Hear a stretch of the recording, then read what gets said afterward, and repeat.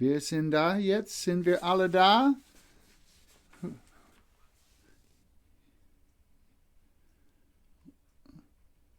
Ja.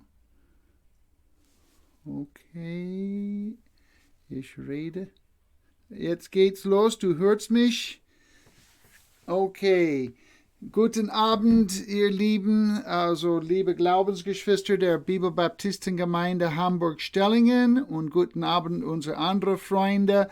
Wir freuen uns, dass ihr bei uns seid hier heute Abend. Wir hatten ein kleines bisschen Problem am Anfang, aber wir kommen das nach und freuen uns, dass ihr da seid. Und also mir wurde vorgeschlagen, wir sollten Leute grüßen zu Geburtstag aus der Gemeinde, unsere Mitglieder und Freunde der Gemeinde, die hier auf unserem Monatsplan stehen, möchte ich grüßen. Also am 2.3. hatte Erne Klaas Geburtstag gehabt, am 3.3. hatte Eline Widerspann Geburtstag gehabt, am 9.3. hatte Arjen Esfahanian Geburtstag gehabt und am 10.3. hat Luis Durier Geburtstag gehabt. Wir wünschen euch Gottes Segen nachträglich zum Geburtstag. Heute hat Marlene Virtue Geburtstag, Tobias Wenzel Geburtstag und Tobias Aleos Geburtstag. Und wir wünschen euch heute Gottes Segen zum Geburtstag. Ja, wir werden gleich beten, aber ich möchte kurz erwähnen, Vicky hat an viele von euch, also über WhatsApp, unsere Gebetsliste, was wir normalerweise am Mittwochabend austeilen. Sie hat das euch per WhatsApp zugeschickt. Wenn du eins bekommen möchtest, das kannst du von Vicky, du kannst auch von mir eins über WhatsApp oder einfach Messenger bekommen und auch für die Gebetsanliegen auf die Liste beten. Bete füreinander, bete für Bibel Baptisten Gemeinde, also unterstütze die Gemeinde mit eurer Fürbitte, auch Dienst und auch vergesst nicht, also Zehnte und Spende an die Gemeinde zu zahlen und geben, also ob es am besten vielleicht über Banküberweisung oder wie ihr das normalerweise tut. Die Gemeinde braucht auch eure Unterstützung in Zeit, in Talent und in Schätze, also wie immer. Und wir freuen uns, dass ihr euch da an den Dienst des Herrn beteiligt. Ja, wir werden gleich zusammen beten und dann, wenn du eine Bibel hast, kannst du mit uns Psalm 139 anschauen. Wir werden Psalm 139 zusammenlesen. Lasst uns zuerst beten und dann lesen wir den Text. Liebe himmlische Vater, danke, dass wir uns hier zusammenkommen können, auf diese Art und Weise dein Wort gemeinsam zu betrachten, auch nachher als Gruppen, wo wir sind zu Hause, zu beten, Gebetszeit zu haben, mögen wir alle das vorhaben. Und Herr, sprich zu uns aus deinem Wort durch diesen Andacht nun. In allem möge Christus Jesus, Haupt der Gemeinde, gepriesen und gelobt werden. In seinem Namen beten wir. Amen. Psalm 139 und wir fangen vorerst mit Vers 1 bis 6 an. Psalm 139, 1. Dem Vorsänger von David ein Psalm. Herr, du erforscht mich und kennst mich. Ich sitze oder stehe auf, so weißt du es. Du verstehst meine Gedanken von ferne.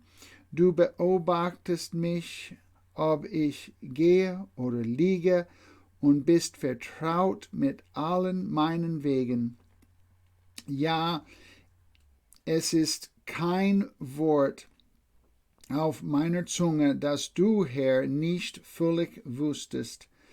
Von allen Seiten umgibst du mich und hältst deine Hand über mir.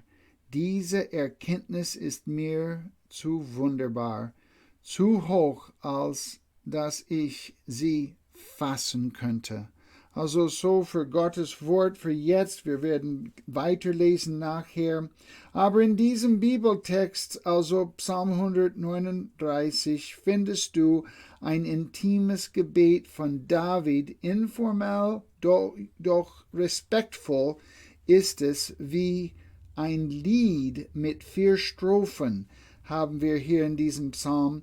Und diese möchten wir betrachten und es gibt hier auch 4 Fragen zu diesen 4 Strophen. 4 Fragen, die wir behandeln möchten. Und allererst diese ersten 6 Versen.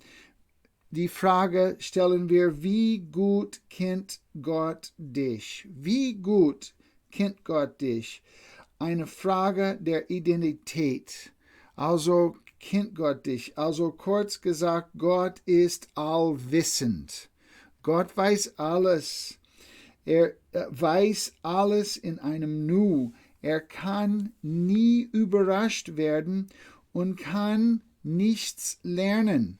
Man sagt aber, Moment mal, es steht in Hebräer 5,8, und obwohl er Sohn, also Jesus Christus Sohn war, hat er doch an dem, was er litt, den Gehorsam gelernt. Ja, heißt Lernen durch Erfahrung. Und er litt für deine und meine Sünde. Er ist Knecht, nahm Knechtgestalt an hier auf Erden, als er Fleisch wurde und diente in Knechtgestalt. Und dann, indem er sein Blut vergoss und litt am Kreuz und starb für dich und mich, lernte er Gehorsam. Vergesst nicht im Garten Gethsemane, wo er sagte dem Vater, wenn es möglich ist, lass diesen Kelch an mich vorübergehen, aber nicht meine Wille, sondern deine Wille geschehe. Und so lernte er durch Erfahrung Gehorsam, aber zu lernen, nämlich was also von Kenntnis ist, was von Wissen ist. Gott weiß alles. Gott ist allwissend und lernt nicht weiter. Wie gut kennt Gott dich? Er kennt dich durch und durch. Er zählt die Haare auf dein Kopf, sagte Jesus uns, und er kennt alles über dich. Und dann kommt noch eine Frage von Vers 7 bis 12. Wie nah ist Gott zu dir? Eine Frage der Einsamkeit. Da lesen wir da Vers 7 und weiter. Wo sollte ich hingehen vor deinem Geist? Und wo sollte ich hinfliehen vor deinem Angesicht? Stiege ich hinauf zum Himmel, so bist du da. Machte ich das Totenreich zu meinem Lager, siehe, so bist du auch da. Also er redet weiter hier in diesem Text bis zum Vers 12, nämlich also Flügel nehmen und weg oder aufs Meer oder sonst wo. Gott ist da. Gott ist da, er begleitet dich. Vielleicht sitzt du zu Hause alleine.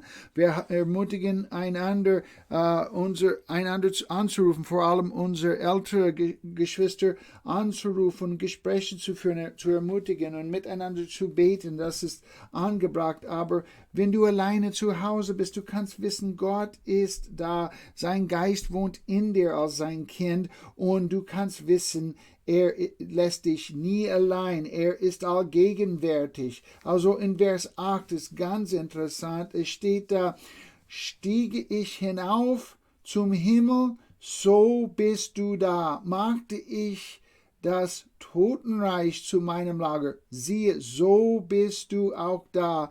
In der originalen Sprache, in der hebräischen Sprache steht es einfach so. Also Vers 8, stiege ich hinauf zum Himmel, du.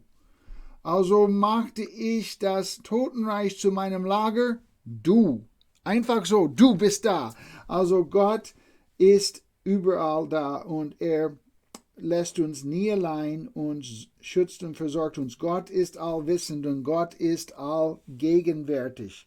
Eine dritte Frage haben wir da, nämlich von Vers 13 bis 18. Wie sorgfältig hat Gott dich gemacht? Wie sorgfältig hat Gott dich gemacht? Eine Frage der Selbstbewertung. Ja, Gott ist allmächtig. Gott ist allwissend, allgegenwärtig und allmächtig. Vers 13. Also steht da, denn du hast meine Nieren gebildet. Du hast mich gewoben im Schoß meiner Mutter. Ich danke dir dafür, dass ich erstaunlich und wunderbar gemacht bin. Wunderbar sind deine Werke und meine Seele erkennt das wohl. mein Gebein war nicht verhüllt vor dir, als ich im Verborgenen gemacht wurde, kunstvoll gewirkt, tief unten auf Erden. Deine Augen sahen mich schon als ungeformten Keim, und in dein Buch waren geschrieben alle Tage, die noch werden sollten, als noch keiner von ihnen war. Und wie kostbar sind mir deine Gedanken, o Gott, wie ist ihre Summe so gewaltig. Wollte ich sie zählen, sie sind zahlreicher als der Sand. Wenn ich erwache, so bin ich immer noch bei dir. Also Gott kennt dich, Gott also ist dir nah und sorgfältig hat dich gemacht. Gott ist allmächtig. Nun, man redet von Missbildungen. Natürlich, wir wissen, wenn Kinder zur Welt kommen, da freut man sich auf ein gesundes Baby und man warnt Frauen davor, wie sie sich ernähren und dass sie keine Drogen zu sich nehmen und alles, vor allem in der Schwangerschaft, dass es keine Missbildungen gibt und natürlich, man soll das so auch berücksichtigen, aber es kommen Missbildungen. Kinder werden manchmal so geboren und man hat gewünscht, dass es anderes wäre. Aber die Missbildungen bei Neugeborenen sind auch von Gott, wenn das nicht also von alleine verursacht wurde, aus eigener Sünde. Das kann von Gott sein. Wir denken an Johannes 9. In Johannes 9 ist der Fall von dem Blindgeborenen. Und die Jünger haben gefragt, ob er oder seine Eltern gesündigt hatten, dass er blind geboren wurde. Und Jesus in Johannes 9, Vers 3 sagt, weder dieser hat gesündigt, noch seine Eltern, sondern an ihm sollten die Werke Gottes offenbar werden. Und natürlich, wir wissen, wenn wir da weiterlesen, der Mann, die Augen wurde wieder geheilt, also mit Ton aus Spuck und Ton auf die Augen, dann hat er seine Augen gewaschen, kam wieder sehend und am Ende sehen wir da, wo er also Christus wieder begegnete und Jesus sagte, glaubst du an den Christus? Er sagt, an den Messias, könnte man sagen. Und er sagte, ja, wer ist das? Und der sagte, der mit dir redet, ist er. Und der Mann betete Jesus an. Und Jesus nahm seine Anbetung an. Und das siehst du da in Johannes 9,36. Die Vielfalt ist eine Stärke bei Gott. Also Gott macht also ein Kind so, ein anderes Kind so. Und also manche von uns haben Begabungen in einem Bereich, andere in einem anderen Bereich. Manche sind kürzer, manche länger, manche also braune Haar, dunkle Haar, blonde Haar oder was weiß ich, die Augenfarben und sowas. Aber Vielfalt und auch also was wir manchmal als Missbildungen bezeichnen würden, das kann von Gott herkommen. Auch in dem Fall hier bei den Blindgeborenen war das der Fall.